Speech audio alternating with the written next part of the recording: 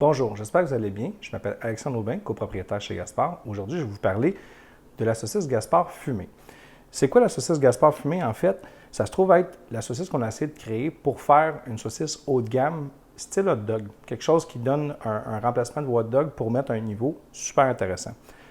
Comment on l'a fait? En fait, on le trouve à la hacher 3 fois pour se rapprocher de l'émulsion, mais il reste un grain de viande dedans. On s'en va au fumoir. C'est ce qui donne d'ailleurs, des fois, si vous la regardez, on a des petits points noirs. C'est des grilles du fumoir qui arrivent. On a beau les rincer avant de les mettre à la steam, il reste des fois des petits points noirs, le fait d'avoir passé dans un fumoir qui est vraiment fait à partir de bois naturel. À partir de là, on le steam et on l'emballe pour toute sa saveur et tout son goût. On va aller voir ça. Cette fois-ci, on va le faire sur le charbon de bois. Je vais vous montrer comment cuire à feu indirect parce que c'est une saucisse qui est déjà cuite. Donc, il y a juste à être grillée et réchauffée et non cuite à 100%. On se revoit au grill.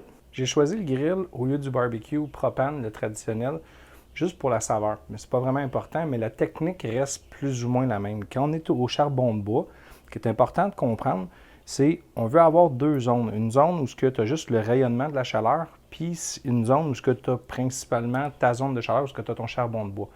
Si on serait sur le propane ou sur un charcoal normal, un grill normal au propane, ce serait le même principe. Quand tu as tes brûleurs dans ce sens-là, tu vas allumer un brûleur pour aller chercher de la chaleur pour que ta fonte elle devienne assez chaude pour pouvoir griller. Et on se tasse de l'autre côté après cuisson pour laisser la température monter doucement. Fait qu'on vient griller et on retasse. C'est un peu le principe en arrière de ça. Donc, on prend les saucisses, on fait juste les mettre, on les fait griller doucement. Puis, on les fait rouler. Puis, moindrement qu'ils ont la couleur qu'on désire, on fait juste les tasser doucement sur la partie chaude. Mais on ne veut pas en réalité trop les cuire parce qu'ils sont déjà pré-cuits eux autres. Fait qu'on fait juste les tourner, on fait juste les marquer, faire de quoi de joli, que ça soit le fun. Et après, quand ils sont bien marqués, ils sont bien tempérés, on y va. Fait que, surtout sur une saucisse déjà pré-cuite comme ça, on n'est pas obligé de mettre le feu très fort au début. On peut commencer aux 3/4, mettons, pour pouvoir marquer, mais tu ne veux pas l'attacher ou le faire en sorte que ça colle. Puis moindrement que ça a la belle couleur, on se tasse. Fait qu'on va voir les résultats un petit peu plus loin. Fait que ça commence à griller. Ce qui est surtout important, c'est qu'il faut les tourner toujours assez rapidement parce qu'on ne veut pas que ça devienne trop fort. Ce qui est important, surtout là, rendu là, on a le réflexe de piquer. Il ne faut jamais piquer parce que quand on est rendu à cette étape-là, le gras il a commencé à fondre à l'intérieur de la saucisse. Puis si on pique, on va tout perdre son jus, puis on va tout perdre le plaisir de manger une bonne saucisse ou que quand tu craques dans le boyau, qu'après ça, tu sois capable d'arriver avec quelque chose d'intéressant au niveau saveur. Comme là, ils sont assez grillés, là. Moi, j'irais juste doucement les tasser sur le côté. On veut juste un peu de chaleur résiduelle, à peine, à peine, à peine. Moi, dans mon cas, je pourrais tasser un petit peu de charbon de bois pour le rapprocher.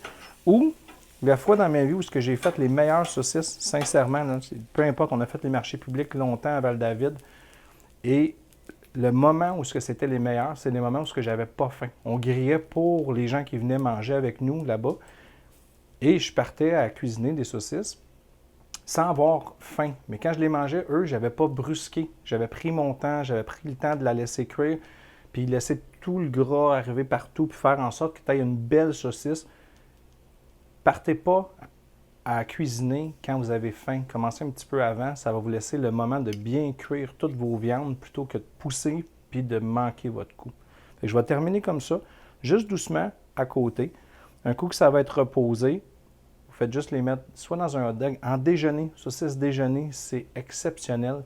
C'est une saucisse qui est très, très, très bonne. Ça s'apprête à plein de choses. Je vous souhaite un bon appétit.